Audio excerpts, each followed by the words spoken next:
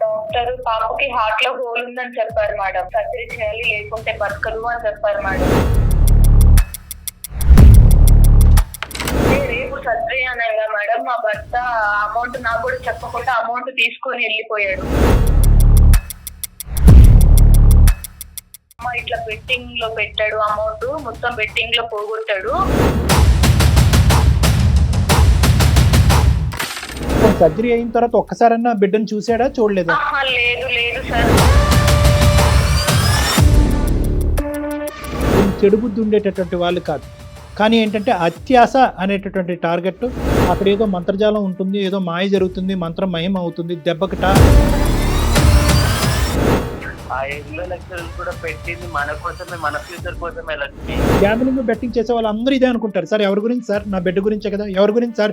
నా భార్య గురించే సార్ అంటారు. కానీ ఎప్పుడు కూడా అక్కడ గెలిచినటువంటి దాఖలాలు ఎక్కువ ఉండవు.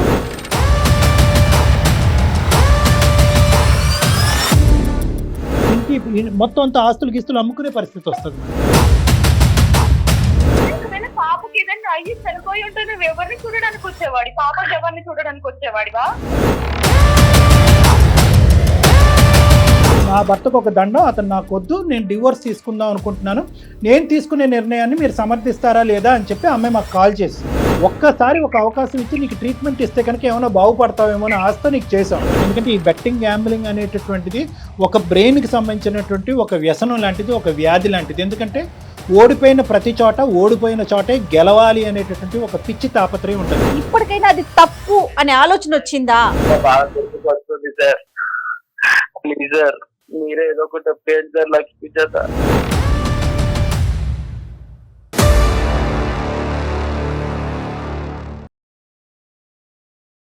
మెడినైన్ హాస్పిటల్స్ సమర్పించు అందమైన జీవితం కార్యక్రమానికి స్వాగతం. నమస్తే కళ్యాణ్ గారు. నమస్తే జయ గారు. కళ్యాణ్ గారు, డబ్బు సంపాదించాలి, అది కూడా ప్రాపర్ వేలో ఉంటే, ఏదంటారు చూసారా, మన కష్టమైతే ఎటు పోదని. నిజంగా ఇప్పుడు నేను తీసుకున్న స్టోరీ దానికి కరెక్ట్గా యాప్ట్ అవుతుందండి. డబ్బు సంపాదించాలి, చాలా ఈజీగా అది రెట్టింపు అయిపోవాలి. 100, 200 అవ్వాలని కోరుకోవటం ఓకే, లేదా 1000 రూపాయలు అవ్వాలని కోరుకోవటం కొంతవరకు ఓకే. 100, 10,000 అయిపోవాలని కోరుకోవటం, కుటుంబాన్ని రోడ్డుకి ఇచ్చి ఏమైపోయినా పర్వాలేదు, ఎట్లా ఉన్నా పర్వాలేదు, డబ్బు సంపాదించేస్తామనే ఊహల్లో బతుకుతూ జీవితాన్ని సర్వనాశనం చేసుకుంటున్నారండి ఈ రోజుల్లో యువత. Correct madam. అలాంటి ఒక కేసు ఇప్పుడు మన దాకా వచ్చారండి. లక్ష్మి అనే ఒక ఆవిడ పూర్తి స్టోరీ నాకు మెయిల్ చేశారు, మీతో మాట్లాడాలని అడుగుతా ఉన్నారు. మరి ఒకసారి కాల్ చేసేస్తానండి, మాట్లాడదాం.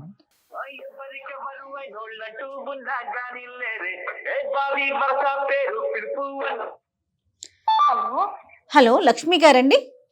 అవునండి, ఎవరు? నేను జయానండి, అందమైన జీవితం ప్రోగ్రామ్ నుంచి కాల్ చేస్తా ఉన్నాను. నమస్తే మేడం. నమస్తే అమ్మా. నమస్తే లక్ష్మి. నాతో పాటు డాక్టర్ కళ్యాణ్ గారు ఉన్నారు.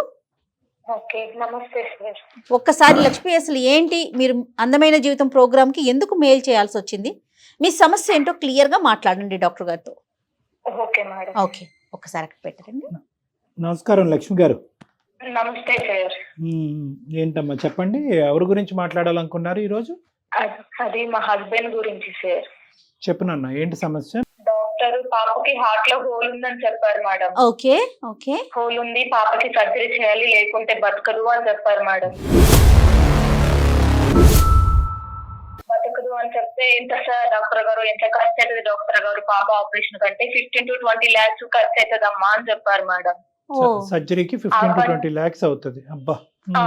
అవును సార్. చెప్తే ఆ పని ఈ పని చేసి మా హస్బెండ్ నేను ఇద్దరం చేసి డబ్బులు కూడబెట్టినాం మేడం. ఓ సంతోషం. కూడబెట్టిన తర్వాతకి అంటే రేపు సర్జరీ అనగా మేడం మా భర్త అమౌంట్ నాకు కూడా చెప్పకుండా అమౌంట్ తీసుకొని వెళ్ళిపోయాడు. దేనికమ్మా అమౌంట్? అది అంటే నాకు కూడా ఫస్ట్ తెలీదు సార్. వాళ్ళ ఒక అన్నయ్య ఉంటాడు, తన ఫ్రెండ్, ఆ అన్నయ్యకి కాల్ చేసి అడిగాను. అంటే నేను కాల్ చేస్తూ ఉంటే ఉండు డబ్బులు తీసుకొస్తున్నా అని చెప్పి కాల్ కట్ చేసి నా మీద విరుచుకుపడుతూ కోపంతో కట్ చేసేవాడు ఫోన్. అయితే ఏం జరిగింది అన్నయ్య అని తన అన్నయ్యకి కాల్ చేస్తే, అమ్మ ఇట్లా బెట్టింగ్ లో పెట్టాడు, అమౌంట్ మొత్తం బెట్టింగ్ లో పోగొట్టాడు.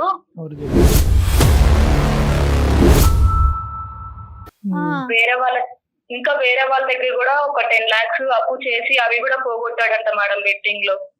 అంటే అతనికి ముందు నుంచి ఉందమ్మా ఈ అలవాటు?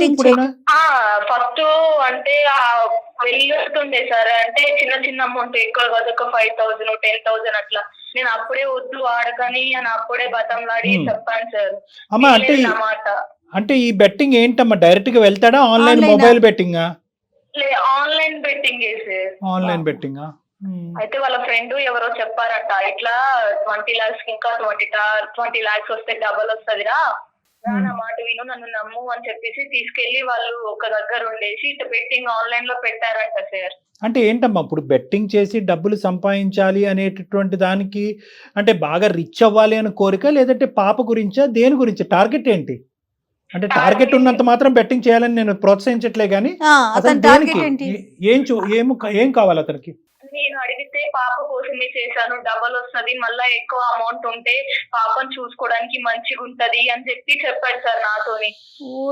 కానీ అంతకు ముందు కూడా ఆడాడు కదమ్మా. ఇప్పుడు ఇంతకు ముందు పాప పరిస్థితులు, సో పాప పరిస్థితి అనేటటువంటిది ఇప్పుడు కనిపించేటటువంటి ఒక కారణము, కానీ అంతకు ముందు కూడా ఇలాగెళ్ళి తగలెట్టిన సందర్భాలు ఉన్నాయిగా డబ్బులు. అవును సార్, అవును. సరిపోయింది. ఓకే, తర్వాత ఏమైందమ్మా మరి? నువ్వు పాప సర్జరీ అయిందా ఇంతకి? పాప ఎలా ఉంది? సర్జరీ చేయించాను మేడం. 20 lakhs మా అమ్మ వాళ్ళు ఇస్తే పొలం అమ్మేసి ఆ 20 lakhs తోని ఆపరేషన్ చేయించాను. పాపకి ఇప్పుడు బానే ఉంది.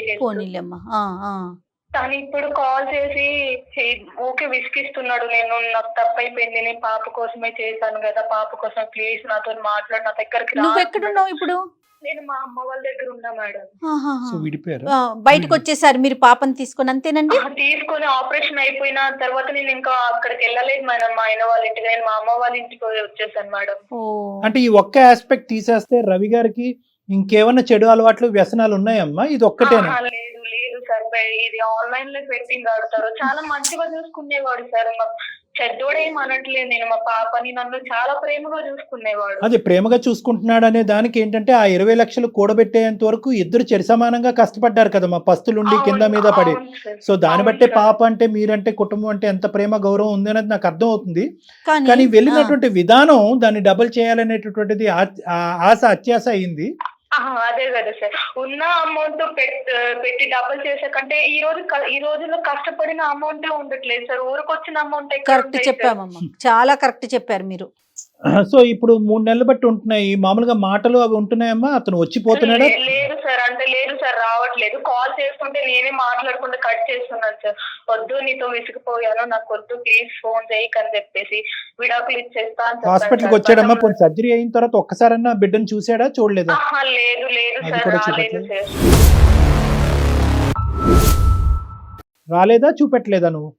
నేను చూపించలేదు సార్, వస్తా అన్నారు, నేను రానివ్వలేదు. సరే మారేనని ఇప్పటికైనా అంటున్నాడా? నేను మారేను లక్ష్మి, నాలో మార్పు వచ్చింది అని అంటున్నాడా, లేదంటే పాప గురించే కదా నేను ఆడాను అని అంటున్నాడా? కారణం చూపెడతా. పాప గురించే కదా నేను ఆడింది అని అంటున్నాడు సార్. రేపొద్దున ఇప్పుడు పాప ఇదంటాడు, రేపొద్దున పాప పెళ్లికో లేదంటే పెద్ద మనిషి అయినప్పుడు అప్పుడు ఆ పార్టీ చేయడానికి డబ్బులు కావాలి కాబట్టి అంటాడు. సో ఈ కారణాలు అనేవి అలా పెరుగుకుంటూనే పోతా ఉంటాయి. సో మార్పు అనేది రాలేదని నీ నమ్మకం అమ్మా? రాదనా? రాదు సార్, మార్పు రాదు సార్. నా పాప చావు బతుకుల్లో ఉంటే తను వెళ్ళి ఉన్న అమౌంట్ తో చూపించుకోవాలి కానీ సార్, ఉన్న అమౌంట్ తీసుకుపోయి పెట్టి ఇంకా డబ్బులు వస్తుందని ఆశపడి ఒకవేళ మా అమ్మ వాళ్ళ అమౌంట్ ఇవ్వకుంటే నా పాప పరిస్థితి అంతే కదా లక్ష్మి. నా పాప నాకు దక్కేదా సార్? మా అమ్మ వాళ్ళు ఉండబట్టి సరిపోయింది, ఒకవేళ మా అమ్మ వాళ్ళు లేకపోతే నా పాప నాకు దక్కదు కదా సార్. తన అత్యాశ వల్ల ఉన్న డబ్బులు తీసుకుపోయి ఆటలో పెట్టేసి ఇప్పుడు నేను వస్తా అని ఫోన్ చేసి ఇప్పుడు కాళ్ళ ఎలా పడితే నేను ఎందుకు రానిస్తాను సార్? నాకు లేదు సార్, నా మనసు విరిగిపోయింది సార్. సరేనమ్మా, నీ మనసు విరిగిపోయింది, 3 నెలలు బట్టి మనిషిని దూరం పెట్టావు, ఫైనల్ గా ఎట్టిపోతుందమ్మా మీ జీవితం? అంటే విడాకులు తీసుకోవాలని ఉద్దేశమా ఏంటి నీది? విడాకులు తీసుకుంటాను సార్, నేను తనతో ఉండను. ఇప్పుడే తను చూడలేదు సార్, రేపటి రోజు నాకే ఏదైనా అవుతుంది, నా పాపకు మళ్ళా హెల్త్ బాగుండదు, అప్పుడు చూసడం ఏంటి సార్? అమ్మ వాళ్ళు ఏమంటున్నారు లక్ష్మి? అమ్మ వాళ్ళు నీ ఇష్టం అమ్మా అని చెప్తున్నారు మేడం. అంటే ఇంక వాళ్ళు కూడా ఏం చెప్పలేదు. ఇప్పుడు ఏంటంటే ఇటువంటి పరిస్థితుల్లో జయ గారు, ఇప్పుడు ఏంటంటే మనిషి చరిత్ర చూసుకుంటే మంచి వ్యక్తి, పిల్లల గురించి కూడా అతను బాధ్యతాయుతంగా వివరించాడు. ఇటు వచ్చి ఏంటంటే ఎక్సెప్ట్ ఫర్ దిస్ వ్యసనం, దీన్ని వ్యసనం, betting and gambling is a వ్యసనం that does not have direct treatment. అంటే దీనికి ఇదిగో ఈ టాబ్లెట్ వేసుకో రేపటి నుంచి ఈ వ్యసనం నుంచి బయటపడతాం అనేది తాగుడికి, సిగరెట్ కి, ఇతరత్ర మత్తు పదార్థాలు కొన్ని వేల మంది నేను ట్రీట్ చేశాను. కానీ ఈ బెట్టింగ్ గ్యామ్లింగ్లో ఉండేటటువంటి చిన్న లొసుకు, ఎందుకంటే ఆ అమ్మాయి పేరెంట్స్ కూడా ఇంత జరిగిన తర్వాత కూడా నీ జీవితం నువ్వు ఆలోచించుకో ఎందుకు అంటున్నారంటే వీళ్ళు మంచి వాళ్ళు, వీళ్ళు చెడు బుద్ధి ఉండేటటువంటి వాళ్ళు కాదు. కానీ ఏంటంటే అత్యాస అనేటటువంటి టార్గెట్, అక్కడ ఏదో మంత్రజాలం ఉంటుంది, ఏదో మాయ జరుగుతుంది, మంత్రం మహిమ అవుతుంది, దెబ్బకట అనే విధంగా నేను రిచ్ అయిపోవచ్చు, ఒక మెట్టు నుంచి 15వ మెట్టు వరకు ఎక్కేయచ్చు అనేటటువంటి ఆశ అక్కడ ప్రధానంగా ఇక్కడ అతని యొక్క ఇదయింది. ఈ రోజు మొత్తం కుటుంబాన్ని బిడ్డ నుంచే దూరం అదే చేసింది. చెప్తున్నాను కదా. ఇప్పుడు అతని మనోవేదన ఎలా ఉండుంటది చెప్పండి. మరి సర్జరీ చేసినప్పుడే బిడ్డ కనిపించినటువంటి పరిస్థితి అంటే నువ్వు ఇప్పుడు కూడా అలా అమ్మాయి చెప్పే దాంట్లో కూడా వ్యాలిడ్ పాయింట్ కదా కళ్యాణ్ గారు. ఇప్పుడు అమ్మాయి పేరెంట్స్ లేరు అనుకుందాం, ఇప్పుడు అప్పుడు ఏంటి పరిస్థితి? రేపు రోజున ఇది రిపీట్ కాదు అనడానికి ఎట్లా గ్యారంటీ ఇవ్వగలుగుతామా మనం?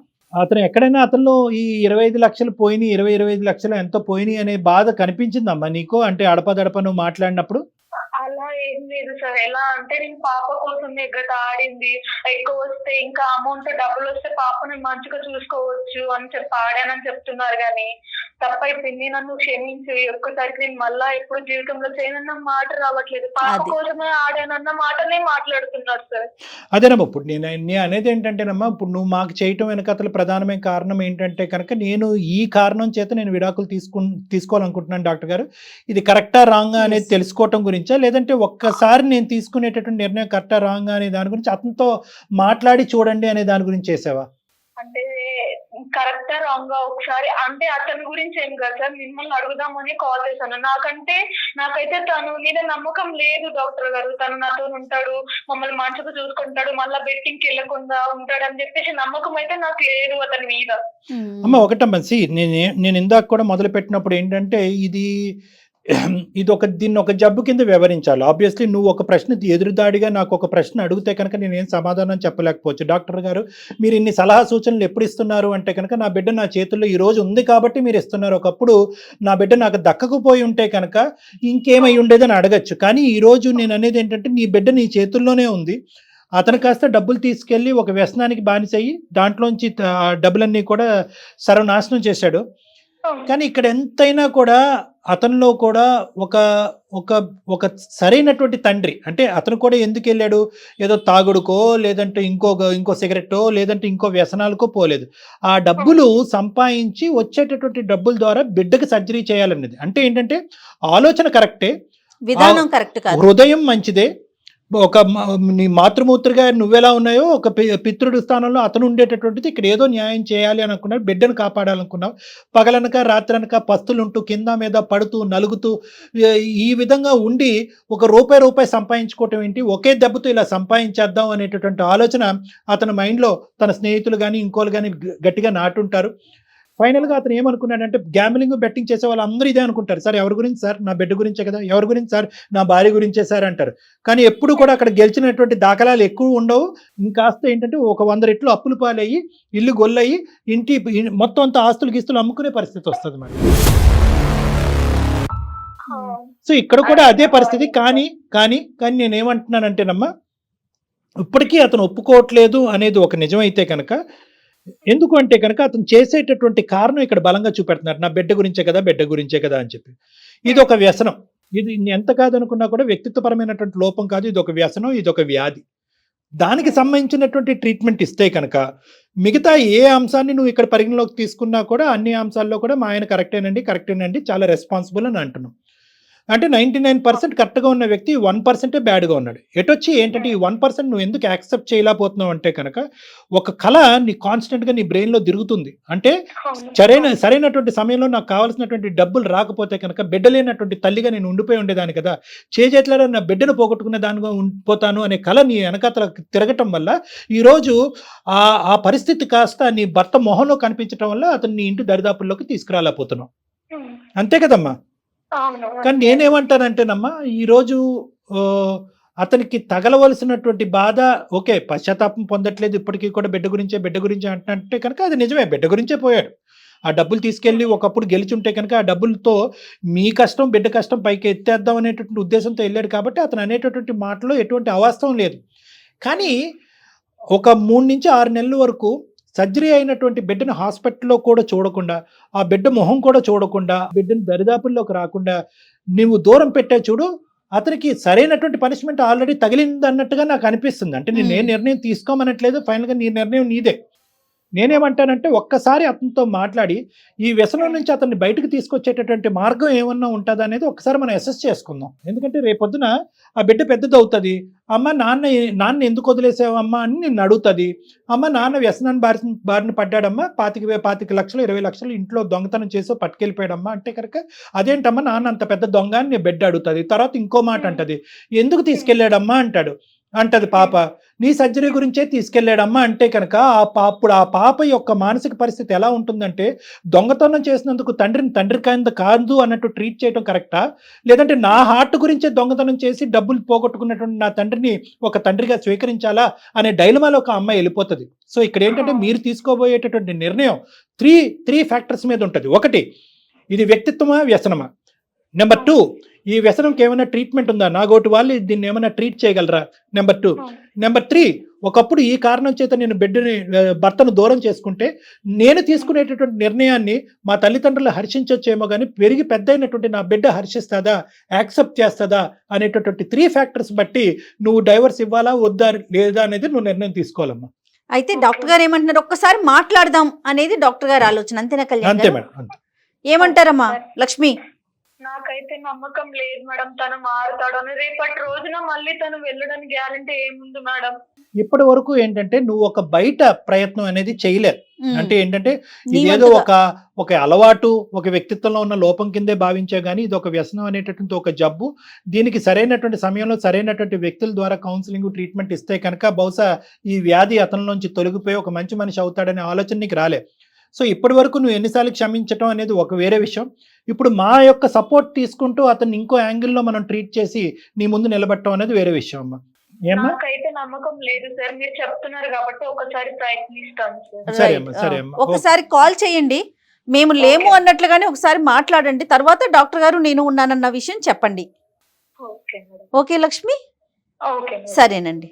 హలో హలో లక్ష్మి, నువ్వు పాప కోసం తిని తినక రోజు పనికి వెళ్ళి బాగుంది ఉండక 20 లక్షలు కూడా పెడితే నువ్వు 20 లక్షలు తీసుకుపోయి బెట్టింగ్ లో పెట్టేసినావు.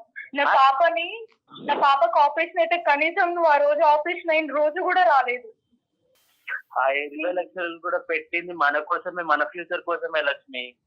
ఆ ఎక్కువ డబ్బులు వస్తాయి సంపాదించామనే కదా.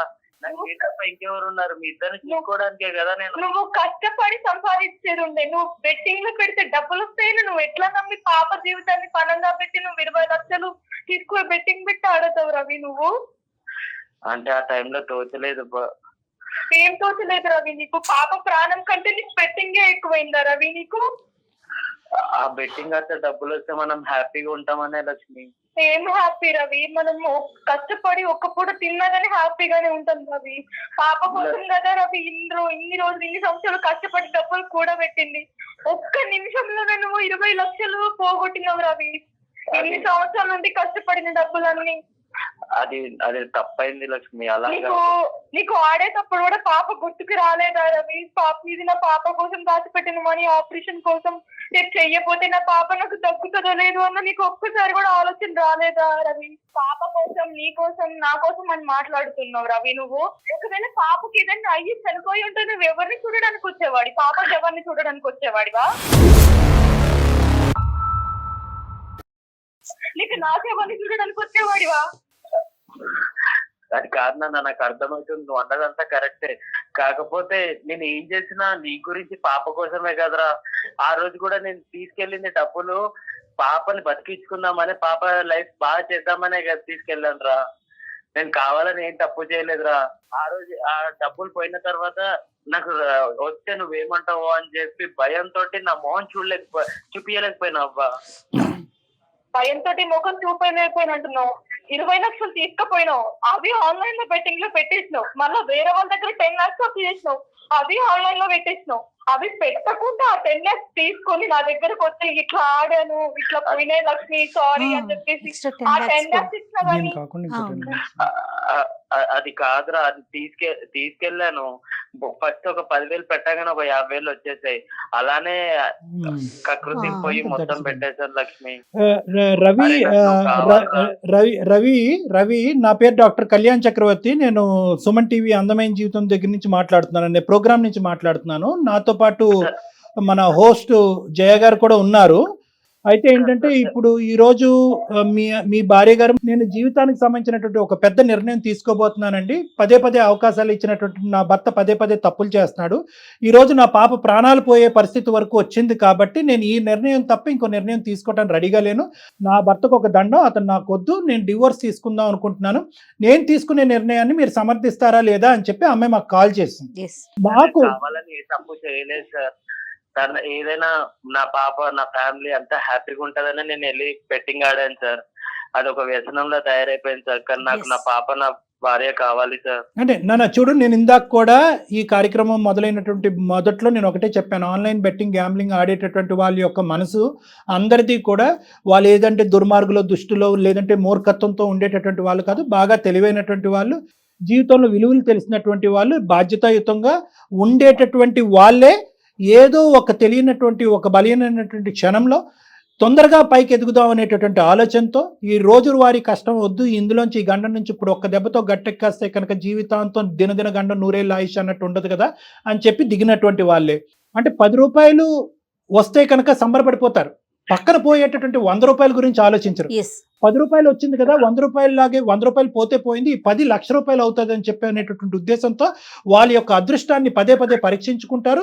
అక్కడికి వెళ్ళి పదే పదే ఆన్లైన్ యాప్ల్లో కానీ అప్పులు లోన్ యాప్స్లో మేడం భయంకరమైన లోన్ యాప్స్ తీసుకుంటే ఇతనికి రెడీమేడ్గా డబ్బులు కనిపించినాయి కాబట్టి 1,00,000 2 లక్షలు ఏకంగా 15-20 లక్షలు ఇంట్లో తీసేసుకున్నారు. తీసుకుని వెళ్ళిపోయాడు. తీసుకుని వెళ్ళటం కాదు, దొంగతనం అంటారు అది.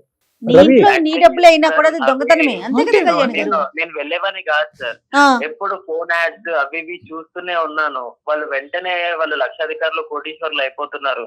అప్పుడే నాకు అనిపించింది సార్, మనకి ఈ డబ్బుతో ఉంటే సరిపోదు, కొంచెం ఇంకా మనకు కావాలని చెప్పేసి ఆ ఆలోచనతో నేను డబ్బులు పెట్టాను సార్ ఆన్లైన్ లో. ఒక రకమైన జూదం కదా, పిల్ల ప్రాణాలని నువ్వు నిజంగానే పణంగా పెట్టి ఆడటం కాదు ఇది. ఏదన్నా అయినట్లయితే ఇది ఏంటంటే ప్రామిసుల మీద వాగ్దానాల మీద నడిచేటటువంటిది కాదు. ఎందుకంటే ఆ అమ్మాయి కూడా చెప్పింది 1కి 100 సార్లు అందరి మీద, బ్రతుకున్న మనుషులు ప్రజానికం అందరి మీద నువ్వు ఒట్లేసావంట, ప్రామిసులు చేసావంట. అంటే నువ్వు ప్రామిసులు నిలబెట్టుకునేటటువంటి టైప్ కాదు, నువ్వు వేసేటటువంటి ప్రామిసులు ఆ అమ్మాయి నమ్మేటటువంటి అవకాశం లేదు. ఎందుకంటే ఈ బెట్టింగ్ గ్యాంబ్లింగ్ అనేటటువంటిది ఒక బ్రెయిన్కి సంబంధించినటువంటి ఒక వ్యసనం లాంటిది, ఒక వ్యాధి లాంటిది. ఎందుకంటే ఓడిపోయిన ప్రతి చోట, ఓడిపోయిన చోటే గెలవాలి అనేటటువంటి ఒక పిచ్చి తాపత్రయం ఉంటుంది. ఓడిపోతాను అనే ఉద్దేశంతో ఎవ్వడు కూడా బెట్టింగ్ అండ్ గ్యాంబ్లింగ్లోకి వెళ్ళడు. ప్రతి ఓడు గెలుస్తాననేటటువంటిది అనుకుంటాడు. లాస్ట్ టైం ఈ నెంబర్ మీద కాకుండా ఆ నెంబర్ మీద పెట్టాను కాబట్టి ఓడిపోయాను, లేదంటే నల్లపిల్లి ఎదురొచ్చింది కాబట్టి ఓడిపోయాను, లేదంటే వాడెవడో నా మైండ్ డిస్ట్రాక్ట్ చేశాడు కాబట్టి ఓడిపోయాను అని చెప్పి బయట కారణాలు చెప్పి మీ లోపల ఏ కారణం లేదు, మీరు ఏ తప్పు చేయట్లేదు, ఈ రోజు ఓడిపోతే రేపు ఖచ్చితంగా గెలుస్తాననే ఉద్దేశంతో బ్లైండ్గా మీరు వెళ్తారు.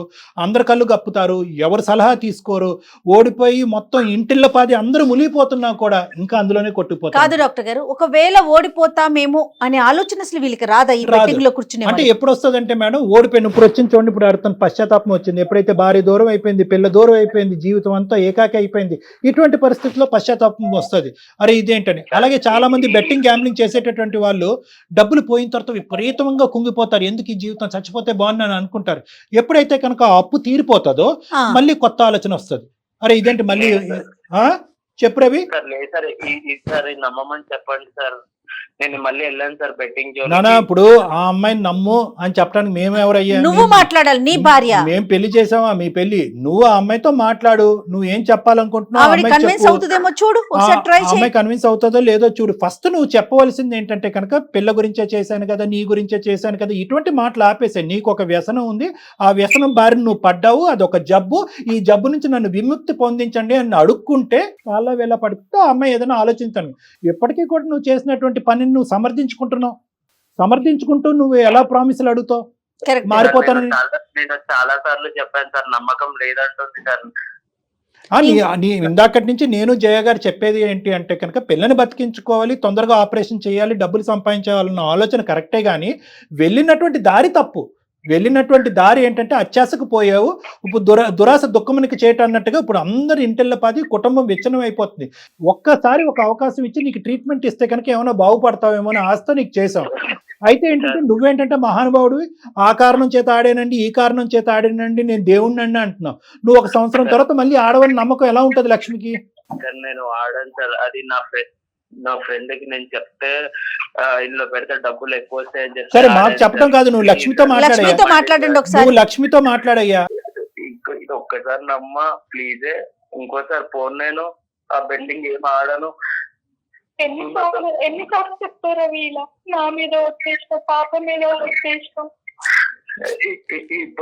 ఇప్పుడు సార్ వాళ్ళ ముందే చెప్పాను కదా, ఇంకోసారి నేను చేస్తే నువ్వు సార్ వాళ్ళ ముందే నన్ను నువ్వేదన్నా చేయి ప్లీజ్. నాకు పాప గుర్తుకొస్తుంది. నువ్వు ఫోన్ ఎత్తావు, ఇక్కడ చేస్తే పాప పరిస్థితి బాగాలేదు, ఒక్కదాన్ని ఏం చేయాలో అర్థం కాక నాలోనే చచ్చిపోయి పాపకి ఏమవుతుందో ఇక్కడ నువ్వు చూస్తే నువ్వు రావు, ఫోన్ చేస్తే ఫోన్ కట్ చేస్తావు. డబ్బులని పోయిన తర్వాత చూడలేకపోయాను. అలా ఎందుకు అనుకుంటావు నువ్వు? నాకు వచ్చినప్పుడు కనీసం డబ్బులున్నా ఓకే, వదిలేసి కనీసం వచ్చినావు పాప చూడడానికి. ఆపరేషన్ చేసినప్పుడు కూడా రాకుండా ఫోన్ చేసిన తర్వాత నాకు నిన్ను చూడాలనిపిస్తుంది, పాప చూడాలనిపిస్తుంది. నిన్ను ఎట్లా నమ్మి నిన్ను రానియాలి నా దగ్గరికి? తప్పైంది లక్ష్మి, చాలా తప్పు. నాకు నమ్మకం లేదు నీ మీద. పాప బాగా గుర్తుకొస్తుంది సార్, ప్లీజ్ సార్ మీరే ఏదో ఒకటి చెప్పండి సార్ లక్ష్మి చేత. లక్ష్మి, చెప్పండి. నేను ఈ కేసు డైరెక్ట్ గా టేకప్ చేస్తాను నాన్న, ఒక్క నిమిషం నా మాట విను. కొంతమంది అయితే గంట కొడితే వారానికి ఒకసారి గోవా వెళ్ళి అక్కడ కెసినోలు షిప్పుల్లో ఆడుతూ ఉంటారు ఒక బ్యాచ్. ఇక్కడ చూస్తే ఇక్కడ ఇంట్లో చూస్తే అడుగు తింటా ఉంటారు, అక్కడ ఎక్కడో అప్పు తీసుకుని వెళ్ళి కెసినోలు అక్కడెక్కడో ఆడుతూ ఉంటారు. ఇలాంటి బ్యాచ్లన్నీ మన దగ్గరకు వస్తూ ఉంటాయి. నీలాంటి ఆడపిల్లలు ఎంతో మంది వెళ్ళి కన్నీరు మున్నీరు అయ్యి ఇక్కడ ఏడుస్తూ ఉంటారు నా దగ్గర. నీది కూడా ఒక ప్రత్యేకమైనటువంటి కేసుగా నేను టేకప్ చేస్తాను. ఈ వ్యసనం నుంచి అతను 110% నేను బయటకు వేస్తాను కౌన్సిలింగ్ ట్రీట్మెంట్ ద్వారా. ఈ ఒక్కసారికి నమ్మి అతనికి అవకాశం ఇవ్వమ్మా. నీ గురించి నా గురించి జయ మేడం గురించి కాదు, నీ బిడ్డ గురించి, బిడ్డకు తండ్రి కావాలి కాబట్టి. ఇప్పటి వరకు మేము మాట్లాడే ప్రతి కేసుకు సంబంధించి డాక్టర్ గారు ప్రయత్నిద్దాము అంటారు, కానీ ఫస్ట్ టైం చెప్తున్నారు 100% నేనున్నాను అనేసి. ఒక్కసారి నువ్వు డాక్టర్ గారి మీద ఉన్న నమ్మకంతో, సుమన్ టీవీ మీద ఉన్న ఒక గౌరవంతో ఒక్కసారి ఆలోచించు తల్లి. ఆ పిల్ల భవిష్యత్తు కోసం రేపొద్దున. నాకైతే ఇక్కడ కూడా నమ్మకం కలగట్లేదు సార్. కరెక్టే, నువ్వు అనుకోవటం తప్పు కాదు. నేను ఛాన్స్ ఇస్తాను సార్. ఎందుకంటే నీ లోపల కూడా రవి గురించి ఒక కావాలి, నువ్వు కావాలరా ప్లీజ్ లక్ష్మి. అంటే అతని పరిస్థితి కూడా ఒకసారి ఆలోచించమ్మా. సర్జరీ అయిన దగ్గర నుంచి ఒక్కసారి కూడా పాప చూడలేదు. అతనికి కావాల్సినటువంటి భయంకరమైన పనిష్మెంట్ ఆల్రెడీ అనుభవిస్తున్నాడు. అతను భయంకరమైన పనిష్మెంట్ అనుభవిస్తున్నాడు. అవునవును కరెక్ట్. లక్ష్మి నేను తప్పు చేశాను, నేను ఒప్పుకుంటున్నానే, ప్లీజ్ రానివే పాప దగ్గరికి. బాబు రాగాని ఇంకేమన్నా అప్పులు ఉన్నాయా? అది చెప్పు ముందు. ఇంకేమన్నా నువ్వు రావటమే కాకుండా అప్పుల బ్యాగేజ్ కూడా ఏమైనా తీసుకొస్తావా? బయట ఒక 10 లక్షల అప్పు ఇది ఒకటి చేశాను సార్, అది నేను ఎలా అయినా తీసుకుంటాను సార్. లక్ష్మి నా పక్కన ఉంటే చాలు సార్. పక్కన ఉంటే మళ్ళీ బెట్టింగ్ ఆడుతావు? లేదు సార్, ఇప్పుడు వెళ్ళాను సార్ నేను బెట్టింగ్ కి. నాకు నా పాప చూడాలని ఉంది సార్, ప్లీజ్ సార్ మీరే మేడం. మనం డైరెక్ట్ గా చూడకుండా మాట్లాడలేదు. సరే ఒక పని చేద్దాం రవి, నేనేమంటున్నానంటే నాకు కూడా ఇటువంటి కారణం చేత కుటుంబాన్ని విడగొట్టడం అనేది నాకు కూడా ఇష్టం లేదు. ఓకే, ఎందుకంటే కనుక ఇంతకంటే భయంకరమైనటువంటి పరిస్థితిలో ఉన్నటువంటి వాళ్ళని కూడా ఒక కౌన్సిలింగ్ ట్రీట్మెంట్ ద్వారా గాడిలో పెట్టినటువంటి అనుభవం నాకు ఉంది కాబట్టి నీ సైడ్ కూడా నాకు నమ్మకం పోలేదు. ఎందుకంటే ప్రధానంగా ఎందుకంటే యూజువల్ గా మేడం ఈ బెట్టింగ్ గ్యాంబ్లింగ్ ఉండేటటువంటి వాళ్ళకి ఇతరత్ర వ్యసనాలు కూడా ఉంటాయి, అంటే తాగుడు కానీ. ఇతనికి ఏంటంటే అవి లేవు అని అంది కాబట్టి అది ఒక పాజిటివ్ పాయింట్.